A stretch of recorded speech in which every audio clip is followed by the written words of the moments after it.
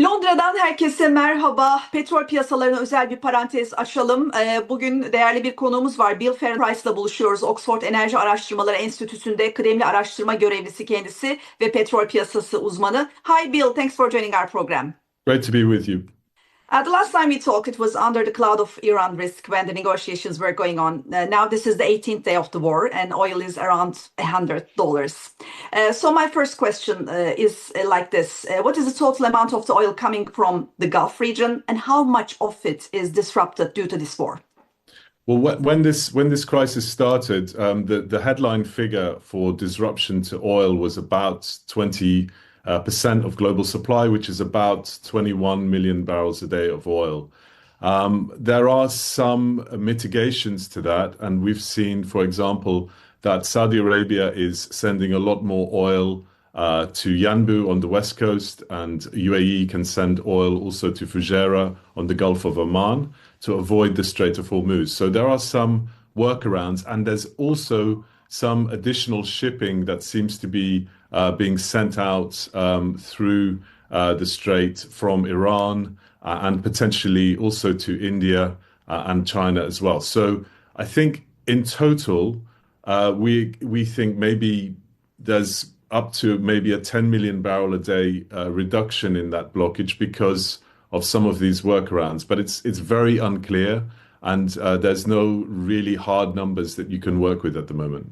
How much of it is the Iran oil? Because Iran is likely to be earning more than $140 million a day from selling oil as prices also surge. And they say that US turns a blind eye to this Iran shipments from the region. Yeah, that's an interesting report, and I think Iran is probably exporting at a rate of around 1.5 million barrels a day at the moment.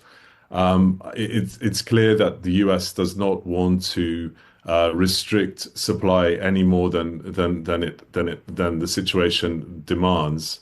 And so I'm not surprised that they are allowing those shipments to go ahead, rather like they have agreed with some of the sanctioned Russian oil in the same way. Mhm. You say that around 21 million of oil is coming out of the region, and due to the war, half of it is disrupted, as far as I understand. And what is the usage of Hormuz in this 10 million? Well, some of it is going to come through Hormuz. It's basically Iran is allowing some shipments to come out of the strait, but it's not all oil from Iran. It's some of it will be Iran oil from Kuwait or Iraq or some of the other producers in the Gulf.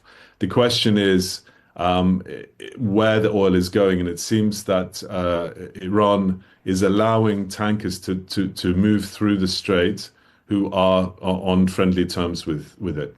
Mhm. And Trump is trying to, create a naval coalition for, securing Hormuz, but European countries are not willing to do this. So, what is the security conditions right now at Hormuz? Because everybody is talking about Hormuz right now. I don't think that there is an easy military solution to the threats from Iran to shipping in the Gulf. And by the way, it's not just the Strait of Hormuz. We've seen Iran has successfully attacked shipping in the northern Gulf near Basra in Iraq, and also outside of the Gulf, in the Gulf of Oman, in Fujairah, and also Mina al-Fahal. And it's not true to say that this is just a specific problem for that area. It's a regional problem, and therefore I think that the solution will have to be a diplomatic one rather than a military one. Mhm. So, do you think that, for example, the war is close to the end? And if the war is over today, how quickly could we see a repricing in crude? Are we talking about hours, days, months, even? The sounds that are coming from the US and from Iran suggest that this is not close to any sort of resolution, no.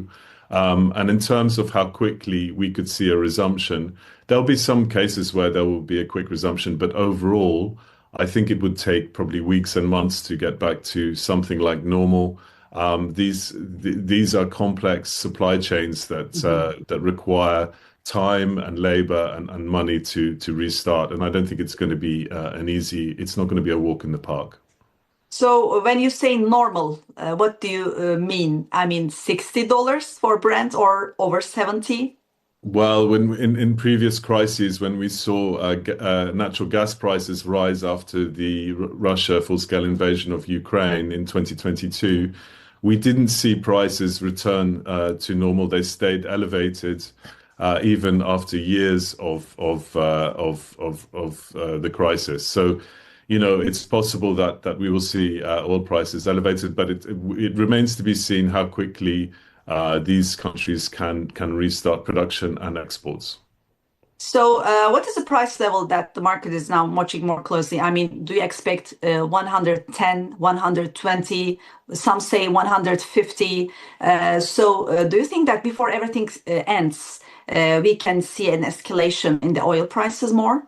I think if there's more Iranian attacks on oil shipping and infrastructure in the Gulf, I think it's possible that we see oil prices rise again, especially if there's no sign of any sort of diplomatic track for discussions. But it's also true that any sort of a breakthrough on the diplomatic front could have a dramatic impact on oil prices, and they could fall quite dramatically as Are well. are there any levels that you can name on the upper end side? No, I think it's the numbers that have been named as a potential high point would probably be similar to what we saw in 2008. That's around $150, but we're quite a long way from that at the moment. Okay. So if Trump says that, okay, I'm ending this war, do you think it will be the end of the high escalation of the oil prices? Do you think markets will be convinced to what Trump say if the war ends? No, I don't, because I think Iran's response is not going to be conditioned on what the US does. I think Iran will be seeking to extract promises and guarantees about its security going forwards. And I think it will continue to put pressure on the global economy through energy and potentially other ways as well until they get those sorts of guarantees. So I think we're in a deep crisis, and it's going to take a lot of unpacking and diplomatic activity before this is resolved. So how many months do you expect this conflict to continue? Well, you're asking me to gaze into the crystal ball, and I don't know. But honestly, I don't think it's going to be something that can be resolved very, very quickly. If tensions escalate further, do you expect more strategic reserves to be released? Yes, the IEA has indicated that it may look at a further release. The problem is, the more you release, the less there is to release. So it's a finite amount that can be settled. So it's a difficult calculation for the IEA. These releases can only be used for a finite period of time, and then there's no reserves left. So they have to be very, very judicious about when and how they release these reserves. Do you see any parallels with the 1970s style energy shock?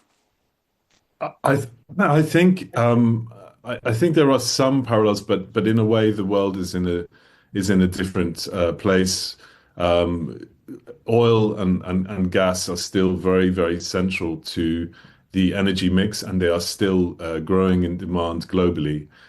So that's important. But there are alternatives as well, and there is an energy transition underway, and it'll be interesting to see the impact on consumer countries as they develop their strategy for energy after price shocks and supply shocks that we're having at the moment. How much of this current oil price is physical shortage and how much is pure geopolitical risk premium? That's a good question. I think at the moment it reflects a physical shortage in the market, and the fear that shortage may be prolonged or may be intensified. It's the uncertainty that gives you high prices in commodity markets, and that's what we're seeing at the moment. Mhm. So, can we say that this is a broader and more durable rally this time in oil prices when you compare with 2022, for example, the Ukraine war? Yeah, yeah. It's not clear, and like I said, I think if there was to be some sort of political track emerge, then we would probably see energy prices drop back pretty sharply. There's a lot of risk premium in there at the moment, and I think that any sort of progress diplomatically would allow that to evaporate. On day 18th of the war, do you have any specific things to say on Turkey? Is the bigger risk higher oil prices or regional instability disrupting energy transit routes? I think Turkey's economy is important in terms of its role that it plays in global energy markets as a transit route, as a hub. However, I think the impact on Turkey is much the same as it is on all countries, which is the inflationary price impact of energy is a negative for the economy at large, and will force the hand of interest rate policymakers and others who are trying to deal with inflation, which will make borrowing more expensive for Turkish businesses and individuals. So, in the short run, what do you expect in terms of oil prices? I would like to ask again. I think it seems that there's a floor above $100 right now for Brent, and I think unless the situation develops in a much more positive way, I think we are probably looking at staying around $100 or above for the time being. Bill Farren-Price, thanks for joining our program. Thank you.